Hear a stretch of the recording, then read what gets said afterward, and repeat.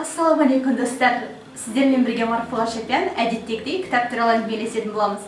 Бүгін менің видеоблогымда жаңа айдар, ол менің кітапханам деп аталады. Мұнда негізінен атақты адамдардың кітап сүйер қауымның кітапханалары туралы әңгіме болмақ. Бүгін біз белгілі жазушы, аудармашы, ақын Әмірхан Балқыбектің үйіне келіп, ол кісінің кітапханасымен таныспақшымыз. Өйткені Әмірхан аға өзі көз тірісінде айтады екен, менің 300 досым бар.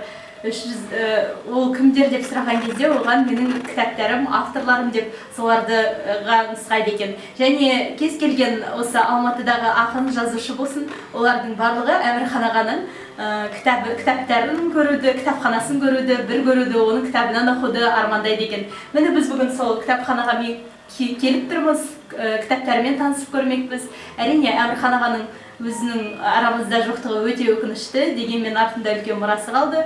Міне солардың бір бөлігімен қазір танысып көрмекпіз. Қандай кітаптар бар екен, қарап көрейік, бірге тамашалайық.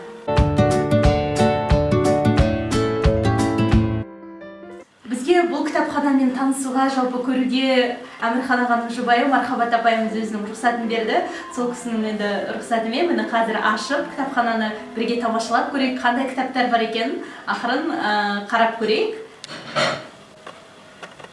Міне бірінші шкафтан бастайық.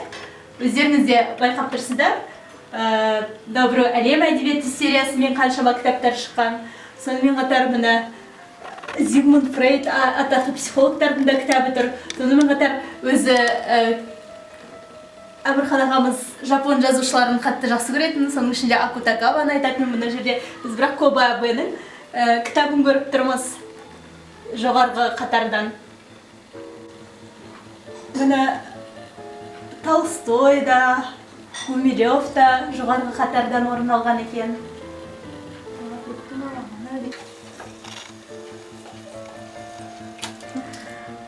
Міне мынау бір ғана қатар емес, бұның арты да толған кітап, ар жағында да қаншама кітап тұрғанын өздеріңіз де байқап тұрсыздар. Бұл кітапхананың нақты қанша кітап бар екенін әзірге білмейміз. Қазір Мархабат апайымыздан сұрап көреміз ол туралы. Мархабат апай, Әмірхан ағам кітаптарды қалай жинаушы еді? Мына кітаптың қоры қанша кітап бар мына неде, кітапханада? Әмірхан кітапханасы туралы айтатын болсақ, мына сыртында мына кітапхананы заказбен, тапсырыспен жасалған. Бұл бір мүшайраға қатысты да 150 мың теңге алды. Осыдан біраз жыл бұрын енді. Сол 150 мыңды ешқандай іштен бір тиына тиіспей, осы заказбен сөйтіп жасаттық. Мұнаны осылай андай көрінбейтін етіп жасатылуында сыр бар сияқты, иә? Негізі көбісінде келген жігіттер, қонақта бірінші көзі кітапқа түседі ғой. Көрсетпеуге тырысатын, кітапты қатты қызғанатын. Сөйтіп осып жасап, осылай жинады. Сосын мына жерде айтатын болсақ, ЖЗЛ деген сериямен жоғары жағына кітаптарын солай жинаған негізінде. Енді бұл жерде батыс дейсіз ба, шығыс дейсіз ба, Латын Америкасы дейсіз ба, бүкіл байлығы осы кітап болып есептеледі Әмірханның. Сосын қатты құрметпен қарайтыны, мысалы, мына кітапты, ескіріп кеткен кітапты қайтадан жаңартып маған жасататын мына жерде, қайтадан. Жыртылып қалса, мысалы, ішкі беттер жыртылып қалса, соның бәрін қайтадан. Бұл жаңа бір ғана мына жерде кездесіп тұр кітаптар, арасында осындай кітаптар бар. Сол мына жерде мына ұшталған сондай кітаптар. Ал енді Есенинді енді айрықша құрметтеді, жақсы көрді, оқыды. Бір жаққа шығатын болса, іссапарға шығатын болса, Есенинді алып жүреді. Сумкасында оқып жүретін, иә? Соны алып жүретін тұғын. Кітап қанша қоры бар? Санаушы ма еді жалпы кітаптарды қанша болғанын, немесе бір тізімдеп отырушы ма еді? Тізім деген емес, бір 2000-нан асады, 3000-ға жақындап қалады. Сосын келген адамды мынаны құлттап жүретін ол кезде, қазір ғой енді ашып отқанымыз, құлттап жүретін, келген адам кітап ұрлап кетпесін. Қызғанатындығы соншалықты. Міне біздің қолымызға Гетенің өлеңдер жинағы түсіп тұр. Мұның ішінде ашып көрейік. Қазір міне алғашқы бетінде Әмірхан ағаның өзінің қолымен жазылған аты жөні Әмірхан Балқыбек деп. Сонымен қатар өзінің қолтаңбасы тұр. Өздеріңіз де көріп тұрсыздар. Міне бұл Әмірхан ағамызға тиесілі екенін бұл кітаптың осында да көруге болады. Яғни кітабы жоғалып жатса, басқалай болып жатса, осы жазумен ақ табуға болатынын көрсетеді. Жалпы Әмірхан ағамыздың өзінің кітапханасына келген ақын жазушылар көп қызығушылық танытып, кітаптарын бір көзі тайып кетсе, ұрлап алып кетіп, сондай бір оқитын болған екен. Өйткені мұнда сирек кездесетінде кітаптар көп деп естідік. Сондай бір кітап ұрлауға қатысты немесе бір сондай бір қызық оқиға болды ма? Біреудің үйіне барғанда өзінің кітабын кездестіріп деген секілді. Ондай кезде болды, ол қай кезде біраз уақыт болып кетті. Жолдас жігіттер қонаққа келген. Ол кезде бұл кітапхана жоқ. Кішкентай шағын кітапхана болған. Сонымен Лев Гумилевтің хындарын ұрлап кеткен ғой. Бұл енді Әмірханның бір жақсы қасиеті. Мен білмеймін мына жерде, мына кітаптың қасында, мысалы, қай кітап тұрғанын білмеймін. Ол жақсы біледі. Иә. Сразу келеді, іздеген тауып алады, алып кете салады. Ана жаққа барып, оқи береді. Егер мен кітап алып, мысалы, кухняға барып оқып отыратын болсам, мен ол алғанын білмей қалса, егер келген кезде сен мына кітапты алыпсың ғой, ол қайда деп сразу орнын біліп қоятын.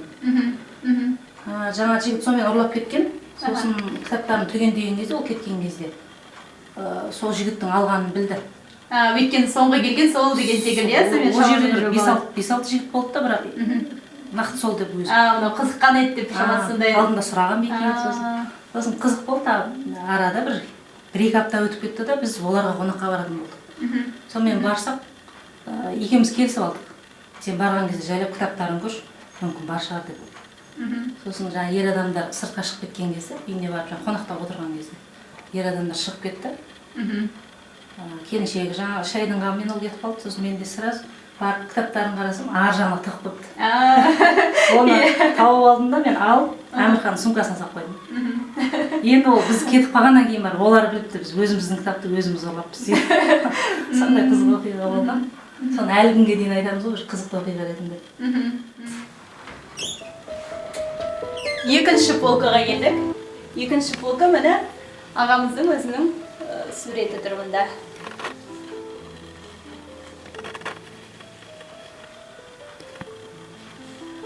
Жалпы Әмірхан ағамен өмірде кездескенде бір азғантай уақыт қана аралас болды. Сол кезде ол кісінің ең алғаш бір таныстықтан кейін ең бірінші сұрайтын сұрағы ол кітап оқисың ба болатын. Кітап оқисың ба деп, одан ары қарай қандай кітап оқып жатқаныңды сұрап, егер сенің кітапқа қызығушылығың байқайтын болса, ары қарай әңгімеге тартыпты. Міне менің қолымда Барлам Шаламовтың кітабы тұр. Бұл жерден тағы да бір байқағанымыз, Әмірхан аға кітаптарын өзі былайынан белгілеп отырып оқиды екен. Міне белгілеп, яғни өзіне керек жерлерді осылайынан бояп отырып оқыған. Байқап отырмыз.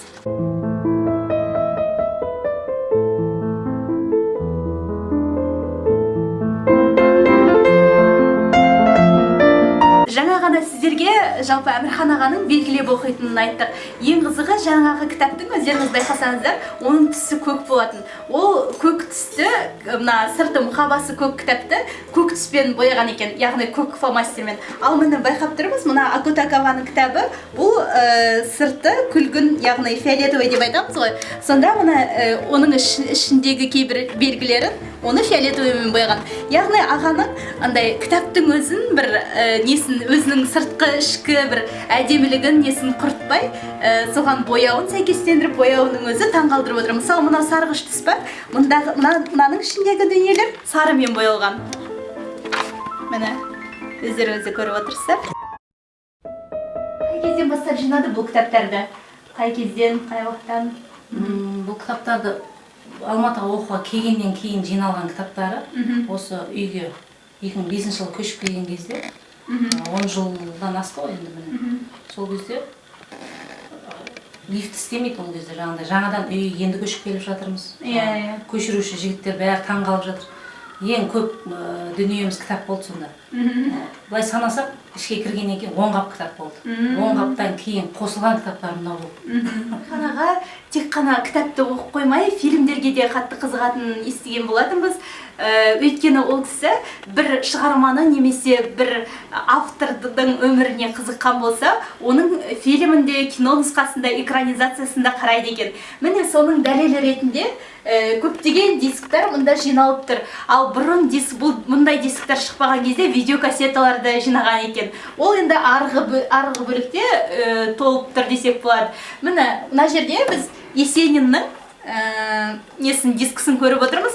Яғни аға Есенинге де қызыққан, сонымен қатар оның өмірін барынша зерттеуге тырысқан екен. Ал жалпы Әмірхан ағаны жақсы танитын өзінің кейінгі артынан ерген інілерінің айтуы бойынша ол кісі кейде кітаптан байқамаған детальдарды фильмнен байқайтынмын деп, солайынан сондықтан осы фильмдерді көремін деп айтатын көрінеді. Бір қандай да бір көп ақша жұмсап алған бір несі бар ма кітабы осында?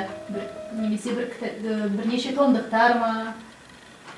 Өзінде бір ақшасы жоқ кезде соның бәрін соған кітапқа салып жүрген сондай кездер болушы ма еді? Ондай кездер көп болады. Кітап дүкенінің қасынан өтіп баратсақ егер, немесе кітап базардың қасынан өтіп баратсақ, ол міндетті түрде сол жерде қалады. Сен бар базарын аралап келе берді. Мен аралап болып келем дегенше әлі отырады. Мысалы әйел адам білесің ғой? Бір сағатсыз қайтпайды, 2 сағатсыз қайтпайды. Әлі отыратын. Сонда кітаптар, көп кітаптар солай алатын, ескі кітаптарды әсіресе. Орыс кісілер сатып отырады ғой, жайма базарда. Солардың өзіне алатын. Ал енді жоғарыда оның артында тұрғандардың барлығы құнды кітаптар барлығы. Оның енді бағасына сирек кездесетін мысалы, қарамайтын оның бағасына. Бір жақтарға барса, сапармен мысалы Қазақстанның ішінде ғой енді. Ол кезде міндетті түрде кітап алып келеді.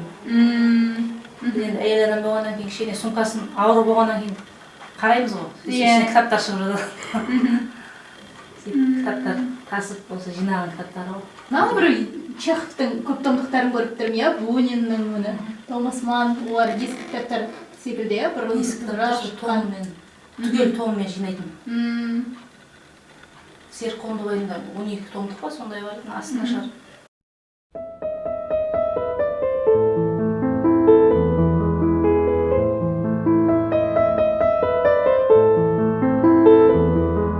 Кітап сатып жатыр екен, мынаны көріп бірден екеуін бірақ алды ғой. Бұны бірақ бір шолып шықты, бірақ оқып үлгерген жоқ. Мынау соңғы алған кітаптарының бірі, мына музейлердің, яғни Европа музейлерінің тарихы мына Луврдан басталады екен. Аға өзі ол жаққа барған ба, Парижге? Жоқ. Бармаған, е? Мына шамасы Луврдың көптеген музейлердің несідір? Тарихы, ондағы картиналардың тарихы болса керек міне. Суретшілер жөнінде. Жаңа ана жақта біз Пикассоның несін байқағанбыз, фильмін байқағанбыз. Ағаның суретшілерге де, жалпы сурет өнеріне де ерекше қызығатынын осыдан байқап отырмыз міне кітаптарынан. Ал мынау орыс музейлері. Ал жалпы аға кітапты қалай оқушы еді? Қолы қалт еткен кезде кітап оқиды, міндетті түрде. Оның бос уақытта кітап оқығанды жақсы көретін. Қай жақта мысалы бір той думан ондайларға барғысы келмейді, одан да үйде жатып кітап оқиды, сен барып келе берді. Ол да мені жібереді. Одан да бір кітап оқығаным артық деп. Солай оқитын. Ол шаршамайтын.